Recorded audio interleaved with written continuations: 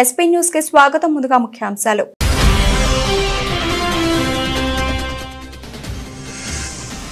Trump విధానాలపై fed chairman Jerome ఆగ్రహం. సుంకాల పెంపుతో ద్రవ్యోల్బణం తీవ్ర స్థాయికి చేరుకుంటుందన్న fed chairman Jerome Powell.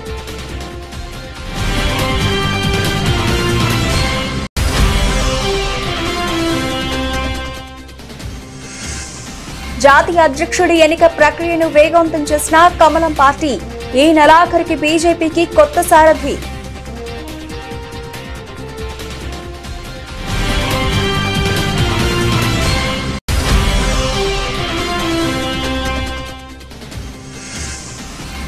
Japan చేరుకున్న తెలంగాణ సీఎం రేవంత్ రెడ్డి బృందం. సోనీ గ్రూప్ సహా వివిధ సంస్థలతో భేటీ.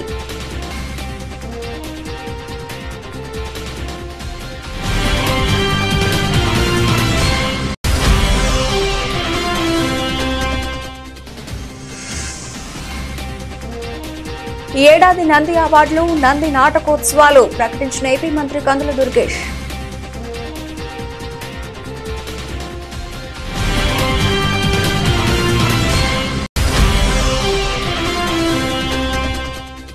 నేషనల్ హెరాల్డ్ స్కామ్, కాంగ్రెస్ ధర్నాలను చూసి ప్రజలు నవ్వుకుంటున్నారన్న కేంద్ర మంత్రి కిషన్ రెడ్డి. దేశవ్యాప్తంగా కాంగ్రెస్ శ్రేణులు ధర్నాలు చేపట్టడం సిగ్గుమాలిన చర్య అని ధ్వజం.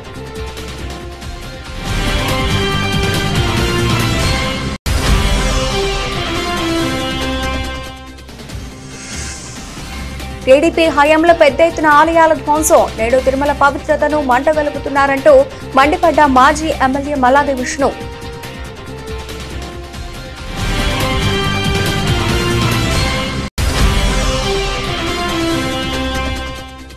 ప్రజాపాలనలో సింగరేణిలో చారిత్రక ఘట్టం ఆవిష్కృతం.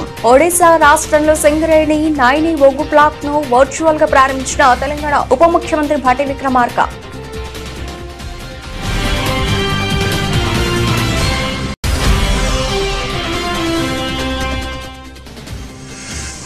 మోదీకి చిత్తశుద్ధి ఉంటే హెచ్సీయూ కుంభకోణంపై విచారణకు ఆదేశించాలి డిమాండ్ చేసిన మాజీ మంత్రి బీఆర్ఎస్ ఎమ్మెల్యే కేటీఆర్.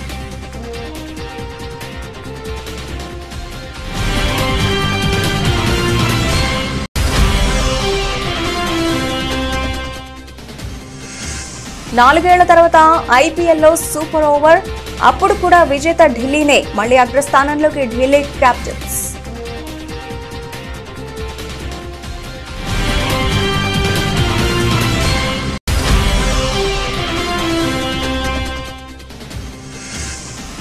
$98,000 దాటిన బంగారం ధర. ఒక్కరోజులోనే $1,650 పెరిగిన పసిడి ధర.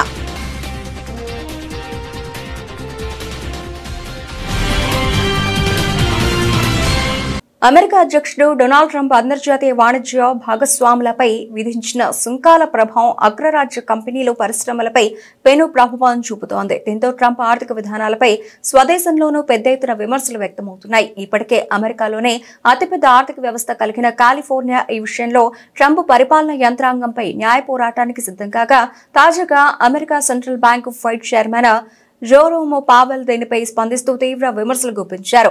ట్రంప్ టారిఫ్ విధానాలతో అమెరికాలో తీవ్ర పరిణామాలు తప్పవని ఆయన మండిపడ్డారు.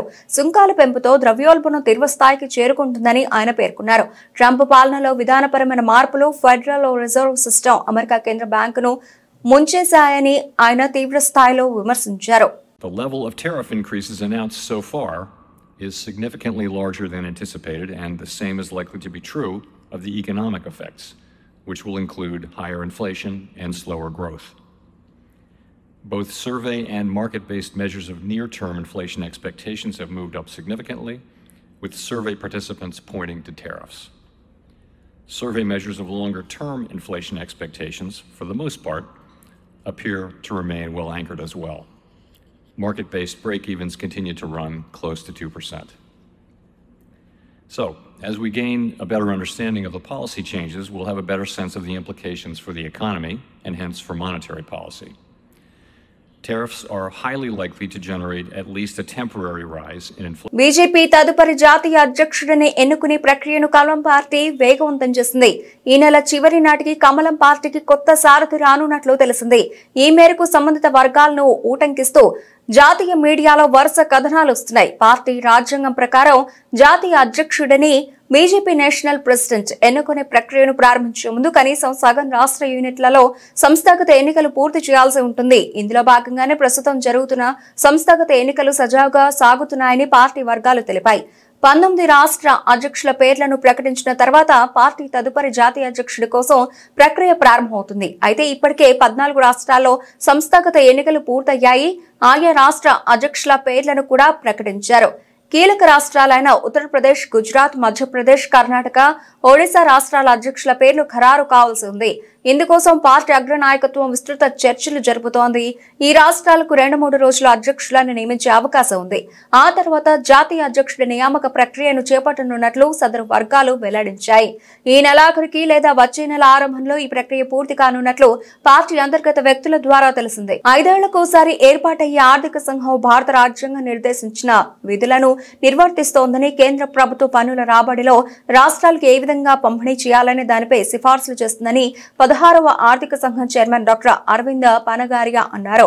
విజయవాడ నోవాటెల్లో జరిగిన మీడియా సమావేశంలో మాట్లాడుతూ నిధుల వాటా పంపిణీకి సంబంధించి సిఫార్సులు చేసేందుకు వీలుగా రాష్ట్రాలతో విస్తృత సంప్రదింపులతో పాటు వివిధ వర్గాల నుంచి సలహాలు, సూచనలు తీసుకోవడం జరుగుతుందని, ఈ క్రమంలో ఇప్పటికే 22 రాష్ట్రాల్లో పర్యటించడం జరిగిందని, 23వ రాష్ట్రంగా ఆంధ్రప్రదేశ్ లో పర్యటిస్తున్నట్లు తెలిపారు. వచ్చే 20-25 సంవత్సరాల్లో భారతదేశం ఎలా ఉండబోతోందో, 2047 వికసిత భారత దార్శనికత గురించి మరియు స్వర్ణాంధ్ర 2047 దార్శనికతను వివరించారన్నారు. ఆంధ్రప్రదేశ్ రాష్ట్ర ఆర్థిక వ్యవస్థపై విభజన ప్రభావం, వనరుల లభ్యత, భవిష్యత్ అవసరాలను ముఖ్యమంత్రి తన ప్రెజెంటేషన్ లో కవర్ చేశారని తెలిపారు. ఆర్థిక సంఘం వర్టికల్ డెవల్యూషన్ వాటా ప్రస్తుతం ఉన్న 41% నుంచి 50% పెంచాలని ముఖ్యమంత్రి కోరినట్లు తెలిపారు. ఆంధ్రప్రదేశ్ విభజన తర్వాత ఎదురయ్యే సవాళ్లను commission పరిశీలిస్తుందన్నారు. So that weight is recommended to be reduced to 30%. Tax and fiscal effort, that is, for each rupee worth of GSDP, how much revenue do you raise, right? If you raise more, then that should be incentivized. That's the idea, or that should be rewarded. So the 15th had given a weight of 2.5% to that.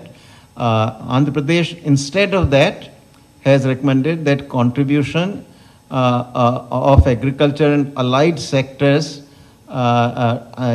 to the gross state value added in the total gross value. Telangana ముఖ్యమంత్రి రేవంత్ రెడ్డి నేతృత్వంలోని బృందం Japan చేరుకుంది. వారం రోజుల పాటు ఈ బృందం Japan లో పర్యటించనుంది. జపాన్ లోని భారత రాయబారి షింబు జార్జ్ ముఖ్యమంత్రి రేవంత్ రెడ్డికి, ఇతర అధికారులకు ఆతిథ్య విందు ఏర్పాటు చేశారు. జపాన్ రాజధాని టోక్యోలోని 100 ఏళ్ల నాటి ఇండియా హౌస్ లో జరిగిన ఈ విందులో రేవంత్ రెడ్డితో పాటు పలువురు తమిళనాడు ఎంపీలు పాల్గొన్నారు. రేపు టోక్యోలో Sony group, Japan International Cooperation Agency, Japan bio industry association తో సహా వివిధ సంస్థలతో ముఖ్యమంత్రి సమావేశం కానున్నారు. గురువారం సాయంత్రం రాష్ట్ర బృందం తోషిబా ఫ్యాక్టరీని సందర్శించనుంది. కూటమి ప్రభుత్వంలో కళలు, కళాకారులకు మంచి రోజులు వచ్చాయని ఏపీ పర్యాటక, సాంస్కృతిక, సినిమాటోగ్రఫీ మంత్రి కందుల దుర్గేష్ అన్నారు. విజయవాడ తుమ్మలపల్లి వారి క్షేత్రీయ కళాక్షేత్రంలో ఆంధ్రప్రదేశ్ రాష్ట్ర చలనచిత్ర, టీవీ మరియు నాటక రంగ అభివృద్ధి సంస్థ ఆధ్వర్యంలో నిర్వహించిన తెలుగు నాటక రంగ దినోత్సవం 2025 ఘనంగా జరిగింది. ఈ సందర్భంగా నాటక రంగంలో అత్యుత్తమ ప్రతిభ కనబరిచిన 110 మంది కళాకారులకు మంత్రి దుర్గేష్ చేతుల మీదుగా అవార్డులను ప్రదానం చేశారు. అందులో భాగంగా రాష్ట్ర స్థాయిలో 3 కందుకూరి ప్రతిష్టాత్మక రంగస్థల పురస్కారాలు, జాతీయ స్థాయిలో 107 మందికి కందుకూరి విశిష్ట పురస్కారాలను అందజేశారు. ఈ సందర్భంగా మంత్రి కందుల దుర్గేష్ మాట్లాడుతూ నంది అవార్డులు, నంది నాటకోత్సవాలు ఏడాది తప్పకుండా నిర్వహిస్తామని స్పష్టం చేశారు. పౌరాణిక, పద్య నాటకాలకు నేటికి ఆదరణ ఉందని, ఆధునిక నాటకాన్ని ముందుకు తీసుకెళ్లాల్సిన ఆవశ్యకతను ఆయన వివరించారు. ఈ కార్యక్రమాల పరంపర కొనసాగించడానికి ప్రోత్సాహం అందిస్తున్నటువంటి ఆంధ్రప్రదేశ్ రాష్ట్ర ముఖ్యమంత్రి వర్యులు శ్రీ నారా చంద్రబాబు నాయుడు గారికి, స్వయానా కళాకారుడైనటువంటి శ్రీ కొణిదెల పవన్ కళ్యాణ్ గారికి ప్రత్యేకమైనటువంటి ధన్యవాదాలు తెలియజేస్తూ, బూజుపట్టిన పాత భావాల్ని రూపుమాపి ప్రజా జీవితాన్ని చైతన్యవంతం చేసినటువంటి సంఘ సంస్కర్త, యుగ పురుషుడు, నవయుగ వైతాళికుడు శ్రీ కందుకూరి వీరేశలింగం పంతులు గారి పేరుతోటి ఈ నాటకరంగ దినోత్సవాన్ని మనం సగర్వంగా ఏర్పాటు చేసుకున్న తర్వాత, ఆ మహానుభావుడు తన సంస్కరణోద్యమానికి మాధ్యమంగా ఉపయోగించుకున్నటువంటి నాటకం మాధ్యమంగా ఉపయోగించుకున్నటువంటి నవల, మాధ్యమంగా ఉపయోగించుకున్నటువంటి ఇతరత్ర రచన వ్యాసంగాలు ఇవన్నీ కూడా ఇవాళకి కూడా సజీవంగా నిలబడినటువంటి నేపథ్యంలో తెలుగులో మొట్టమొదటి నాటకాన్ని శ్రీ కందుకూరి వీరేశలింగం పంతులు గారే రచించారనేటువంటి మాట మనందరికీ తెలుసు. వ్యవహార బోధిని, వ్యవహార ధర్మ బోధిని అనేటువంటి నాటకంతో ప్రారంభించి సత్యహరిశ్చంద్ర లాంటి నాటకాలు ఆ రోజుల్లో ఆయన రాశారు.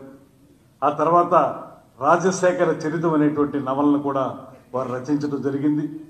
అదేవిధంగా తన ఉద్యమానికి ఊతంగా ఇలాంటి రచనల ద్వారా ప్రజల్ని ఉత్తేజపరిచినటువంటి సందర్భాలు కూడా మనము చాలా సందర్భాల్లో గమనించాం. అటువంటి మహానుభావుడి జయంతి అయినటువంటి ఏప్రిల్ 16వ తారీఖుని ఆయన తెలుగు నాటక రంగానికి ఆద్యుడిగా భావిస్తూ ఆయన పేరు మీద నాటక రంగ దినోత్సవంగా మనం ఏప్రిల్ 16ను జరుపుకుంటున్నటువంటి సందర్భంలో దేశ చరిత్రలో ఎన్నోసార్లు అవినీతి అక్రమాలకు పాల్పడిన కాంగ్రెస్ అదే తీరులో వేల కోట్ల రూపాయలు నేషనల్ హెరాల్డ్ కుంభకోణానికి పాల్పడిందని కేంద్ర మంత్రి కిషన్ రెడ్డి అన్నారు. స్వాతంత్ర సమరయోధులు స్థాపించుకున్న నేషనల్ హెరాల్డ్ పత్రికతో పాటు సంబంధిత ఆస్తులను దొడ్డిదారిన రాహుల్ సోనియా గాంధీకి చెందిన రియల్ ఎస్టేట్ కంపెనీకి బదలాయించుకున్నారని ఆరోపించారు. ఈ ఘటనపై విచారణ చేపడితే దేశవ్యాప్తంగా కాంగ్రెస్ శ్రేణులు ధర్నాలు చేపట్టడం సిగ్గుమాలిన చర్య అని ధ్వజమెత్తారు. చట్టం మీద విశ్వాసం ఉన్న వాళ్లు ధర్నాలు చేయరని, కాంగ్రెస్ నేతల ధర్నాలను చూసి ప్రజలు నవ్వుకుంటున్నారని అన్నారు. నెహ్రూ కుటుంబానికి దేశాన్ని లూటీ చేయాలన్న ఉద్దేశమే తప్ప సేవ చేయాలనే సంకల్పం లేదని ఆరోపించారు. నేషనల్ హెరాల్డ్ కేసును కొట్టేయాలన్న సోనియా రాహుల్ అభ్యర్థనను 2016లోనే సుప్రీంకోర్టు తోసిపుచ్చిందని గుర్తు చేశారు. కానీ మోదీ ప్రధాని అయ్యాకే ఈ కేసు బయటకు వచ్చినట్లు, సోనియా రాహుల్ శుద్ధపూసలైనట్లు కాంగ్రెస్ నేతలు మాట్లాడుతున్నారని ఆగ్రహం వ్యక్తం చేశారు. నేషనల్ హెరాల్డ్ పత్రిక స్థాపించింది స్వతంత్ర సమరయోధులు. సొంతంగా చందాలేసుకొని ఈ యొక్క పత్రిక స్థాపిస్తే ఈరోజు దానిని అక్రమంగా దొడ్డెదారిన చట్టాలన్నీ ఉల్లంఘిస్తూ నేరాలు చేస్తూ ఆ యొక్క నేషనల్ హెరాల్డ్ పత్రికను రాహుల్ గాంధీ, సోనియా గాంధీ సంబంధించినటువంటి రియల్ ఎస్టేట్ కంపెనీకి ఆస్తులన్నీ కూడా కన్వర్ట్ చేసుకొని ఈరోజు నేరం చేస్తే దాని మీద విచారణ జరపొద్దని చెప్పి కాంగ్రెస్ పార్టీ దేశవ్యాప్తంగా ధర్నాలు చేయడం అనేటువంటిది సిగ్గుమాలిన చర్య అని సందర్భంగా మనం చేస్తాను. ఏ మాత్రం కాంగ్రెస్ పార్టీకి చట్టం మీద, నీతి మీద, నిజాయితీ మీద విశ్వాసం ఉంటే వాళ్ళు ఈ రకంగా మాట్లాడరు, ధర్నాలు చేయరు. నెహ్రూ కుటుంబానికి దేశాన్ని లూటీ చేయాలనే ఉద్దేశమే తప్ప సేవ చేయాలనేటువంటి ఉద్దేశం లేదు. బోఫార్స్ కుంభకోణం నుంచి ఇవాల్టి నేషనల్ హెరాల్డ్ కేసు వరకు కూడా కాంగ్రెస్ పార్టీ సర్వస్వం అవినీతిమయమే. రాజకీయ వ్యవస్థలను, దేశ రాజ్యాంగ వ్యవస్థలను నిర్వీర్యం చేయడము, దేశాన్ని ఒక అవినీతి మయంగా 2012 మన్మోహన్ సింగ్ గారు ప్రధానమంత్రిగా ఉన్నప్పుడు సుబ్రహ్మణ్య స్వామి గారు ఢిల్లీ కోర్టులో కేసు వేయడం జరిగింది. అందులో చాలా స్పష్టంగా సోనియా గాంధీ గారి పైన, రాహుల్ గాంధీ గారి పైన యూపీ హయాంలోనే దీనికి సంబంధించినటువంటి నేషనల్ హెరాల్డ్ ఆస్తులకు సంబంధించి దర్యాప్తు జరపాలి, అక్రమంగా వీళ్ళు నేషనల్ హెరాల్డ్ ఆస్తులను తమ రియల్ ఎస్టేట్ కంపెనీకి దొడ్డదారిన మళ్లించుకున్నారు. ఈ ఆస్తులు స్వతంత్ర సమరయోధుల ద్వారా వచ్చినటువంటి ఆస్తులు, ఇది ఒక పత్రికకు సంబంధించినటువంటి ఆస్తులు. అదే కాకుండా కాంగ్రెస్ పార్టీ నేషనల్ హెరాల్డ్ పత్రికకు 90 కోట్ల రుణం ఇస్తే దాన్ని 50 లక్షలకే కుదించి 50 లక్షల రూపాయల కోసం మళ్ళీ ఈ యొక్క రియల్ ఎస్టేట్ కంపెనీకి కన్వర్ట్ చేసి దానికి నేతృత్వం వహిస్తున్నటువంటి రాహుల్ గాంధీ, సోనియా గాంధీ గారు ఆ యొక్క నేషనల్ హెరాల్డ్ పత్రికను ఏ రకంగా ఆస్తులతో సహా స్వాధీనం చేసుకున్నారో ఆయన అందులో కోర్టులో పిటిషన్ వేయడం జరిగింది. నేను ఒకటే అడుగుతా ఉన్నాను, ఈరోజు ఢిల్లీ హైకోర్టు గాని ఈ యొక్క కేసు చెల్లదు, దీన్ని కొట్టివేయాలని చెప్పి రాహుల్ గాంధీ, సోనియా గాంధీ ఢిల్లీ హైకోర్టుకి వెళ్లారు. అక్కడ కూడా వీళ్ళ పిటిషన్ ను హైకోర్టు కొట్టివేసి హిందూ ధర్మం పట్ల చంద్రబాబుకు ఏమాత్రం గౌరవం లేదని మాజీ ఎమ్మెల్యే మల్లాది విష్ణు మండిపడ్డారు. తాడేపల్లి వైఎస్ఆర్సీపీ కేంద్ర కార్యాలయంలో మీడియాతో మాట్లాడుతూ ఈ రాష్ట్రంలో హిందూ ఆలయాలను పెద్ద సంఖ్యలో కూల్చిన దుర్మార్గం చంద్రబాబుదైతే తాను అధికారంలోకి రాగానే వాటిని పునర్నిర్మించిన ఘనత వైఎస్ జగన్ది అని స్పష్టం చేశారు. కూటమి ప్రభుత్వం ఏర్పాటైన తర్వాత ప్రజలకు ఇచ్చిన హామీలను అమలు చేయలేక డైవర్షన్ పాలిటిక్స్ లో భాగంగా నిత్యం వైఎస్ జగన్ పై హిందూ ధర్మంకు వ్యతిరేకమంటూ విష ప్రచారం చేయడమే కూటమి పార్టీలు పనిగా పెట్టుకున్నాయని తీవ్ర స్థాయిలో ఆగ్రహం వ్యక్తం చేశారు. చిన్నజీయర్ స్వామి వారు అక్కడ టెంపుల్ నిర్మించాలి అని చెప్పని 14-19 మధ్య తెలుగుదేశం ప్రభుత్వ హయాంలో ఆ ప్రభుత్వాన్ని అనేక పర్యాయాలు అడగడం జరిగింది. అయినప్పటికీ కూడా నిర్ద్వందంగా తోసిపుచ్చారు. అదే జగన్మోహన్ రెడ్డి గారు 2019లో అధికారంలోకి వచ్చినటువంటి వెనువెంటనే వారు అనుమతి ఇవ్వడం జరిగింది. చిన్నజీయర్ స్వామి వారు ఒక ఆధ్యాత్మికమైనటువంటి కార్యక్రమాన్ని అక్కడ తీసుకుని అక్కడ నడిపిస్తా ఉన్నారు.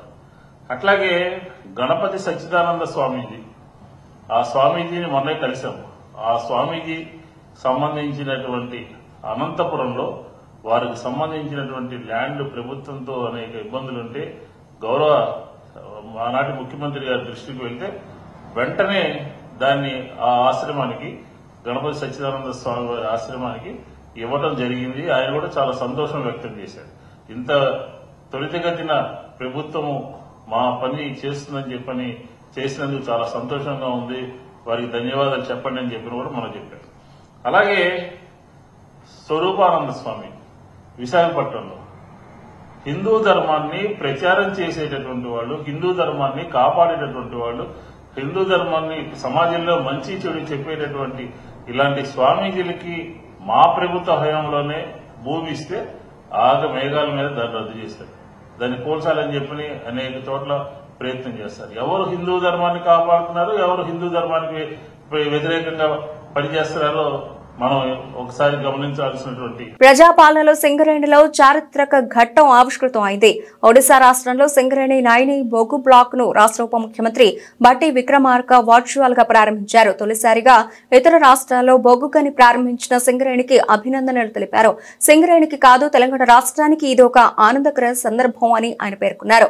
నాయిని బ్లాక్ ప్రారంభంతో సింగరేణి విశ్వవ్యాప్త విస్తరణకు శ్రీకారం చుట్టింది. ప్రజాపాలనలోనే నాయిని బొగ్గు బ్లాక్ పై ప్రత్యేక చొరవ తీసుకున్నట్లు వెల్లడించారు. ఒరిస్సా ముఖ్యమంత్రికి కేంద్ర మంత్రులు కిషన్ రెడ్డి, ధర్మేంద్ర ప్రధాన్లకు భట్టి ధన్యవాదాలు తెలిపారు. గనికి సహకరించిన అంగుల్ జిల్లా ప్రజలకు ఉద్యోగోపాధి అవకాశాలకు కృషి చేస్తామన్నారు. పెద్ద ఎత్తున సామాజిక బాధ్యత కార్యక్రమాలు చేపడతామని భరోసా ఇచ్చారు. 1600 మెగావాట్ల థర్మల్ పవర్ ప్లాంట్ ఏర్పాటుకు సన్నాహాలు చేస్తున్నట్లు స్పష్టం చేశారు. ఈ ప్రారంభోత్సవ కార్యక్రమంలో రాష్ట్ర ఇంధన శాఖ ముఖ్య కార్యదర్శి సందీప్ కుమార్ సుల్తానియా, ట్రాన్స్కో సీఎండీ భాస్కర్, ఒడిశా నుంచి స్థానిక ఎమ్మెల్యే అగస్తి బెహ్రా, సింగరేణి సీఎండీ ఎన్ బలరాం తదితరులు పాల్గొన్నారు. ఏపీలో ప్రభుత్వం చేస్తున్న అప్పులపై మాజీ మంత్రి బుగ్గన రాజేంద్రనాథ్ స్పందించారు. కూటమి ప్రభుత్వంపై సంచలన ఆరోపణలు చేశారు. ఈ సందర్భంగా ఆయన మాట్లాడుతూ 14వ ఆర్థిక సంఘం సమయంలో టీడీపీ ప్రభుత్వం అధికారంలో ఉండగా 15వ ఆర్థిక సంఘం సమయంలో వైఎస్ఆర్సీపీ ప్రభుత్వం ఉన్నాయని తెలిపారు. వైఎస్ఆర్సీపీ హయాంలో ప్రభుత్వ అప్పు గురించి టీడీపీ ప్రజలను తప్పుదోవ పట్టించిందని అన్నారు. 2014-19 మధ్య అప్పు శాతం ఎక్కువ ఉన్నదని, 2019-24 మధ్య అప్పు శాతం తక్కువ ఉన్నదని, ఈ విషయాన్ని ఆర్బీఐ ఇతర కేంద్ర సంస్థలన్నీ స్పష్టం చేశాయని తెలిపారు. 10 నెలలలోపై ఈ ప్రభుత్వం 90,000 కోట్ల రూపాయలు అప్పు చేస్తుందని అన్నారు. ప్రజలకు ఒక్క పథకం కూడా ఇవ్వలేదని, డబ్బులన్నీ ఏమవుతున్నాయో తెలియడం లేదని మండిపడ్డారు. ఏమైనా రాజధాని అమరావతి నిర్మాణం అని చెబుతున్నారని, కూటమి ప్రభుత్వం ఒక రాజధాని కడుతున్నారా, నగరం కడుతున్నారా చెప్పాలి అని ప్రశ్నించారు. ఇక 16వ ఆర్థిక సంఘం వివిధ రాష్ట్రాల పర్యటనలో భాగంగా ఆంధ్రప్రదేశ్ కు వచ్చిందని, ఈ ఆర్థిక సంఘానికి వైఎస్ఆర్ కాంగ్రెస్ పార్టీ తరఫున సూచనలు చేస్తున్నామని అన్నారు. ఆర్థిక సంఘం రాష్ట్రానికి సంబంధించిన పన్నుల వాటా, స్థానిక సంస్థల గ్రాంటు, ప్రత్యేక గ్రాంట్లు సిఫార్సులు చేస్తుందని, సెస్లు, సర్చార్జీల కారణంగా రాష్ట్రాలకు వచ్చే పన్నుల వాటా తగ్గుతోందని వివరించారు. అదేవిధంగా ఏవైతే రాష్ట్రానికి సంబంధించిన వ్యవహారాలు ఉన్నాయో తెలియజేయడం కూడా జరిగింది. ఒకటి ముఖ్యంగా ఆర్థిక సంఘం చేసే సిఫార్సులు ఏవైతే ఉంటాయో రాష్ట్రాలకు సంబంధించిన పన్నుల వాటా కేంద్రానికి వివిధ పన్నుల ద్వారా ఏదైతే రెవెన్యూ సమకూరుతుందో, income tax, corporation tax, GST, customs, central excise ఇవన్నీ కూడా ఉంటాయో అందులో రాష్ట్రాలకు కూడా కొంత వాటా వస్తుందన్నమాట. ఎందుకంటే రాష్ట్రాలన్నీ కలుపుతూనే దేశం అవుతుంది కాబట్టి. అయితే అది ఎంత వాటా రావాలా అనేది ఆర్థిక సంఘము సిఫార్సు చేస్తారనమాట. అదేవిధంగా వివిధ రాష్ట్రాలలో కూడా ఏ రాష్ట్రానికి ఎంత రావాలని కూడా ఆర్థిక సంఘం సిఫార్సు చేస్తారనమాట. ఇదే కాకుండా స్థానిక సంస్థలకు గ్రాంటు, ఏదన్నా విపత్తు జరిగినప్పుడు గ్రాంటు, ప్రత్యేకమైన రాష్ట్రాలకు సంబంధించిన కొన్ని అవసరాలకు గ్రాంటు, ఇవన్నీ కూడా సిఫార్సులు చేస్తారు. అయితే ముఖ్యంగా రాష్ట్రాలకు సంబంధించిన పన్ను వాటా, వివిధ రాష్ట్రాలకు సంబంధించిన ఎంత వాటా అనేది ముఖ్యమైన వారి బాధ్యత. అందులో భాగంగా వైఎస్ఆర్ కాంగ్రెస్ పార్టీ తరఫున చెప్పడం జరిగింది. 14వ ఆర్థిక సంఘము మొట్టమొదటిసారిగా డాక్టర్ వైవి రెడ్డి గారు ఉన్నప్పుడు 32% నుంచి 42%కు పెంచడం జరిగింది. రేవంత్ రెడ్డి హెచ్సియు భూములపై చేసిన కుంభకోణంపై మోదీ విచారణకు ఎందుకు ఆదేశించడం లేదని మాజీ మంత్రి బీఆర్ఎస్ వర్కింగ్ ప్రెసిడెంట్ కేటీఆర్ ప్రశ్నించారు. ఈ విషయమై ఆయన మీడియా సమావేశంలో మాట్లాడుతూ హెచ్సియు భూముల్లో రేవంత్ ప్రభుత్వం విధ్వంసను సృష్టిస్తోన్నారని మోదీ హర్యానాలో మాట్లాడారని, అయితే మోదీ మాటల వరకైనా హెచ్సియు భూముల కుంభకోణంపై విచారణకు ఎందుకు ఆదేశించడం లేదన్నారు. సుప్రీంకోర్టు నియమించిన సిఈసి హెచ్సియు భూములపై కుంభకోణం జరిగిందని, ఇన్వెస్టిగేషన్ కమిటీని ఏర్పాటు చేయాలని నిన్న నివేదిక ఇచ్చిందని తెలిపారు. ఈ కుంభకోణంపై తమ పార్టీ తరఫున అన్ని ఆధారాలతో సహా లేఖ రాశామన్నారు. మోదీకి చిత్తశుద్ధి ఉంటే ఈ కుంభకోణంపై విచారణకు ఆదేశించాలని కేటీఆర్ డిమాండ్ చేశారు. లేదంటే మోదీ ప్రభుత్వం మాటల ప్రభుత్వమని మేమే కాదు తెలంగాణ ప్రజలు కూడా అనుకుంటారని అన్నారు. మోడీ గారు మాట్లాడి ఆర్ఆర్ ట్యాక్స్ అన్నదానికి వార్షికోత్సవం అయిపోయింది. ఏప్రిల్ 24లో మాట్లాడిండు. 25 దాకా ఏం కార్యవాయి లేదు, ఏం విచారణ లేదు, దానికి తదుపరి కార్యాచరణ ఏమీ లేదు. మళ్ళీ నిన్న మాట్లాడిండు. ఏప్రిల్ 25 మళ్ళీ సంవత్సరానికి మెలకు వచ్చింది మోడీ గారికి.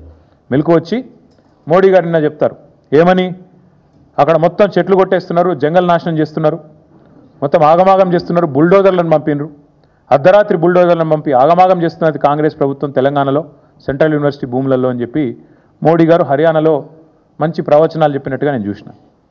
నేను నరేంద్ర మోడీ గారిని అడుగుతా ఉన్నా, this is the report of central empowered committee appointed by supreme court of India. Central empowered committee interim report लो स्पष्टंगा చెప్తున్నది. मोदी साहब मैं आपको अंग्रेजी में सुनाना चाहता हूं. सेंट्रल एम्पावर्ड कमेटी जो कि सुप्रीम कोर्ट से अपॉइंट किया गया, उन्होंने साफ साफ कहा कि in view of the seriousness of the violations and potential financial impropriety an independent investigation by any specialized agency may be ordered. This is the report, this is the recommendation of interim recommendation of the committee. Now I am demanding BJP, I am demanding Prime Minister Modi, अगर आप तहे दिल से ये चाहते हो कि यहाँ के जो कांग्रेस हुकूमत ने जो गलत काम किया हैदराबाद सेंट्रल यूनिवर्सिटी में, इसका अगर सच बाहर लाना है, इसमें अगर जो दोषी है उनको अगर शिक्षा देना है, या ये आपका अगर एजेंडा है, आपका अगर इच्छा है, मैं पूछना चाहता हूं आपसे हमारी पार्टी की तरफ से, सेंट्रल एम्पावर्ड कमेटी कहने के बाद साफ साफ कि यहां पे फाइनेंशियल इम्प्रॉपर्टी है, वायोलेशंस हुए हैं, आप क्यों खामोश हो? కంచగచ్చిబౌలి భూముల వ్యవహారంపై దేశ అత్యున్నత న్యాయస్థానం తీవ్రంగా స్పందించింది. ఆ భూముల్లో చెట్ల నరికివేతపై ఆగ్రహం వ్యక్తం చేసింది. అనుమతులు తీసుకోకుండా చెట్లను కొట్టివేసినట్లు తేలితే తెలంగాణ ప్రభుత్వ ప్రధాన కార్యదర్శి సిఎస్ సహా సంబంధిత అధికారులు అందరినీ జైలుకు పంపిస్తామని హెచ్చరించింది. ఈ మేరకు కంచగచ్చిబౌలి భూముల వివాదంపై బుధవారం జరిగిన విచారణ సందర్భంగా జస్టిస్ బిఆర్ గవాయి నేతృత్వంలోని సుప్రీం ధర్మాసనం ఈ వ్యాఖ్యలు చేసింది. చెట్లు కొట్టేసే ముందు 1996లో సుప్రీంకోర్టు ఇచ్చిన మార్గదర్శకాల ప్రకారం అనుమతులు తీసుకున్నారా లేదా స్పష్టంగా చెప్పాలని జస్టిస్ బిఆర్ గవాయ్ తెలంగాణ ప్రభుత్వం తరఫు న్యాయవాది అభిషేక్ మను సింఘ్విని ప్రశ్నించారు. చట్ట ప్రకారం అనుమతులు తీసుకున్నాకే జామాయిల్ తరహా చెట్లు పొదలను తొలగించినట్లు సింఘ్వి కోర్టుకు తెలిపారు. తెలంగాణలో వాల్టా చట్టం అమల్లో ఉందని కోర్టు దృష్టికి తీసుకెళ్లారు. ఈ చట్టం ప్రకారమే రాష్ట్ర ప్రభుత్వం వ్యవహరించిందన్నారు. 10,000 కోట్ల రూపాయలకు మార్టిగేజ్ చేశారని సిఈసి నివేదికలో పొందుపరిచిన వివరాలను అమికస్ క్యూరీ కోర్టు దృష్టికి తీసుకురాగా చెట్ల నరికివేతకు అనుమతులు తీసుకున్నారా లేదా అనేదే తమకు ముఖ్యమని, ఆ భూముల మార్టిగేజ్ విషయం తమకు అనవసరమని జస్టిస్ బిఆర్ గవాయ్ తేల్చి చెప్పారు. ఇరుపక్షాల వాదనలు విన్న ధర్మాసనం కంచగచ్చిబౌలి భూముల వ్యవహారంపై స్టేటస్ కో కొనసాగించాలని ఆదేశిస్తూ కేసు విచారణను మే 15వ తేదీకి వాయిదా వేసింది. ఢిల్లీ జట్టు మళ్లీ ఫామ్లోకి వచ్చేసింది. వరుసగా 4 విజయాల తర్వాత తొలి ఓటమిని చవిచూసి పాయింట్ల పట్టికలో 2వ స్థానానికి పడిపోయిన ఆ జట్టు మళ్లీ పుంజుకుంది. రాజస్థాన్ రాయల్స్ తో గత రాత్రి జరిగిన ఉత్కంఠ పోరులో సూపర్ ఓవర్లో విజయం సాధించిన ఢిల్లీ మళ్లీ అగ్రస్థానానికి చేరుకుంది. ఆ జట్టు నిర్దేశించిన 189 పరుగుల లక్ష్యాన్ని ఛేదించేందుకు బరిలోకి దిగిన రాజస్థాన్ జట్టు నిర్ణీత 20 ఓవర్లలో 4 వికెట్ల నష్టానికి 188 పరుగులే చేయడంతో సూపర్ ఓవర్ అనివార్యమైంది. యశస్వి జైస్వాల్, నితీష్ రాణా అర్ధ సెంచరీలతో చెలరేగారు. కెప్టెన్ సంజు శాంసన్ 31 పరుగులు చేయగా జోరేల 26, పేమ్రాన్ హెట్మైర్ 15 పరుగులు చేశారు. దీంతో రాజస్థాన్ నిర్ణీత 20 ఓవర్లలో 4 వికెట్ల నష్టానికి సరిగ్గా 188 పరుగులే చేయగలిగింది. దీంతో సూపర్ ఓవర్ ఆడాల్సి వచ్చింది. స్టార్క్ వేసిన సూపర్ ఓవర్లో రాజస్థాన్ 11 ఓవర్లే చేయగలిగింది. ఈ లక్ష్యాన్ని ఢిల్లీ 4 బంతుల్లోనే ఛేదించి విజయాన్ని అందుకుంది. ఐపీఎల్ 2021లో చివరిసారి ఓ మ్యాచ్ సూపర్ ఓవర్ వరకు వెళ్ళింది. మళ్ళీ 4 ఏళ్ల తర్వాత ఇప్పుడు సూపర్ ఓవర్ జరిగింది. అప్పుడు కూడా ఢిల్లీనే విజయం సాధించడం గమనార్హం. అంతకుముందు టాస్ ఓడి తొలుత బ్యాటింగ్ చేసిన ఢిల్లీ క్యాపిటల్స్ నిర్ణీత 20 ఓవర్లలో 5 వికెట్ల నష్టానికి 188 పరుగులు చేసింది. అభిషేక్ పోరల్ 49, రాహుల్ 38, స్టబ్స్, కెప్టెన్ అక్షర్ పటేల్ చెరో 34 పరుగులు చేశారు. పొదుపుగా బౌలింగ్ చేసి 1 వికెట్ తీయడంతో పాటు సూపర్ ఓవర్లో అద్భుత స్పెల్ చేసిన మిచెల్ స్టార్క్ కు player of the match award దక్కింది. ఐపీఎల్లో నేడు Mumbai Indians, Sunrisers Hyderabad జట్ల మధ్య మ్యాచ్ జరగనుంది. బంగారం ధర సరికొత్త గరిష్ట స్థాయికి చేరుకుంది. 10 గ్రాముల మేలిమి బంగారం ధర 98,000 రూపాయలు దాటింది. ఢిల్లీలో ఒక్క రోజులోనే 1,650 రూపాయలు పెరిగి 98,100 రూపాయలు తాకింది. సాయంత్రం 4:30 హైదరాబాద్ బులియన్ మార్కెట్లో 10 గ్రాముల పసిడి 97,700 రూపాయలకు చేరుకుంది. వెండి ధర కూడా భారీగానే పెరిగింది. కిలో వెండి 1,900 రూపాయలు పెరిగి 99,400 రూపాయలకు చేరింది. మంగళవారం కిలో వెండి 97,500 రూపాయల వద్ద ముగిసింది. అంతర్జాతీయ మార్కెట్లో ఔన్స్ బంగారం ధర $3,318 చేరుకుంది. గోల్డ్మన్ సాక్స్ అంచనా ప్రకారం బంగారం ధరలు ఈ ఏడాది చివరి నాటికి 1.25 లక్షల రూపాయలకు పెరిగే అవకాశం ఉంది. వాణిజ్య యుద్ధం, ట్రంప్ సుంకాల ప్రభావంతో బంగారం ధరలు భారీగా పెరుగుతున్నాయి. ఈ మధ్య టాలీవుడ్ లో కొత్త ట్రెండ్ మొదలైన విషయం తెలిసిందే. ఏదైనా హీరో బర్త్డే వస్తుందంటే చాలు, సెలబ్రేషన్స్ తో పాటు సదరు హీరో సూపర్ సినిమాలను రీరిలీజ్ చేస్తూ ఫ్యాన్స్ కి మంచి కిక్ ఇస్తున్నారు. మరికొద్ది రోజులలో ఎన్టీఆర్ బర్త్డే రానుండగా ఈ సందర్భంగా ఎన్టీఆర్ రాజమౌళి కాంబోలో వచ్చిన యమదొంగ చిత్రాన్ని రీరిలీజ్ చేయనున్నారట. 2007లో విడుదలైన సోషియో ఫ్యాంటసీ చిత్రంలో మోహన్ బాబు, ఆలీ, మమతా మోహన్ దాస్, ప్రియమణి, నవనీత్ కౌర్, మాస్టర్ శ్రీసింహ నటించారు. మోహన్ బాబు యముడిగా, ఎన్టీఆర్ మానవుడిగా అదరగొట్టేశారు. ఇందులోని సాంగ్స్ కూడా సూపర్ హిట్. ఎన్టీఆర్ బర్త్డే మే 20న కాగా ఈ సందర్భంగా యమదొంగ సినిమాను మే 18వ తేదీన రీరిలీజ్ చేస్తున్నారు. ఆ రోజుతో పాటు 19, 20 తేదీలలో కూడా ఈ చిత్రం థియేటర్లలో సందడి చేస్తుంది. యమదొంగగా ఎన్టీఆర్ హంగామా థియేటర్లలో ఆ 3 రోజుల ఉంటుంది అని అనుకుంటే పొరపాటు పడ్డట్లే. ప్రేక్షకుల ఆదరణని బట్టి ఈ మూవీని కంటిన్యూ చేసే ఛాన్సులు కూడా లేకపోలేదు. ఏపీ, తెలంగాణ 2 తెలుగు రాష్ట్రాలతో పాటు అమెరికాలోనూ ఎంపిక చేసిన కొన్ని థియేటర్లలో ఈ సినిమా మళ్లీ విడుదల కానుంది. కొత్త వర్షన్ లో విడుదల కానున్న యమదొంగ చిత్రం ఎలాంటి సెన్సేషన్ క్రియేట్ చేస్తుందో చూడాలి. బులెటిన్ ముగించే ముందు హెడ్లైన్స్ మరోసారి.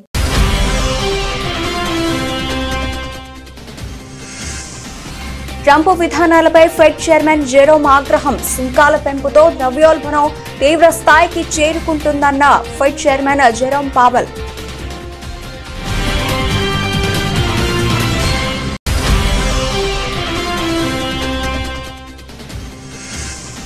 జాతీయ అధ్యక్షుడి ఎన్నిక ప్రక్రియను వేగవంతం చేసిన కమలం పార్టీ.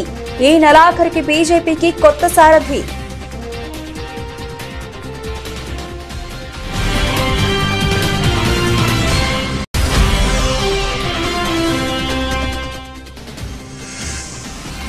జపాన్ చేరుకున్న తెలంగాణ సీఎం రేవంత్ రెడ్డి బృందం.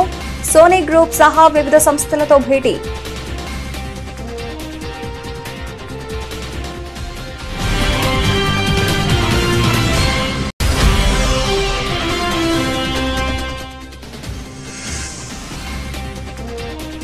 ఈ ఏడాది నంది అవార్డులు, నంది నాటకోత్సవాలు ప్రకటించిన ఏపీ మంత్రి కందుల దుర్గేష్.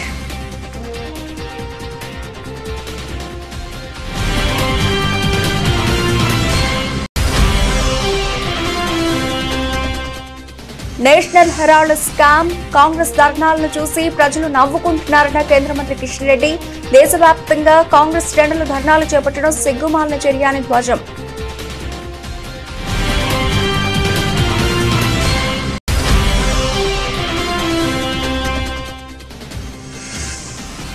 టీడీపీ హయాంలో పెద్ద ఎత్తున ఆలయాల ధ్వంసం. నేడు తిరుమల పవిత్రతను మంటగలుపుతున్నారంటూ మండిపడ్డ మాజీ ఎమ్మెల్యే మల్లాది విష్ణు.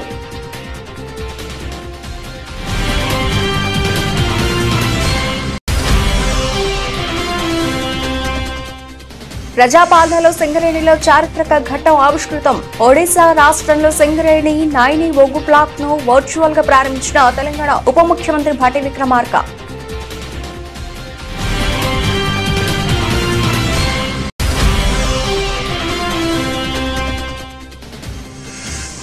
మోదీకి చిత్తశుద్ధి ఉంటే హెచ్సియు కుంభకోణంపై విచారణకు ఆదేశించాలి డిమాండ్ చేసిన మాజీ మంత్రి బీఆర్ఎస్ ఎమ్మెల్యే కేటీఆర్.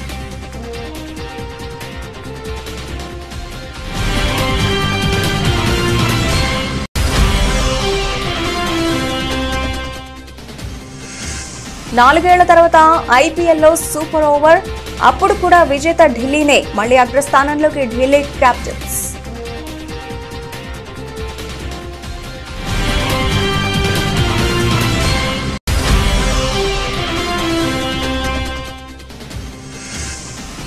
$98,000 దాటిన బంగారం ధర. ఒక్కరోజులోనే $1,650 పెరిగిన పసిడి ధర.